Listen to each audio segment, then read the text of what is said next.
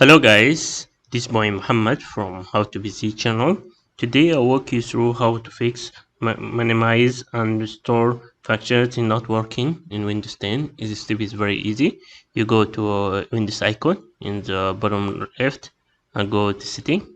From setting you go to system. From system you have a right option. Click on tablet and you go when it's sign in. You need to use never use the table mode, and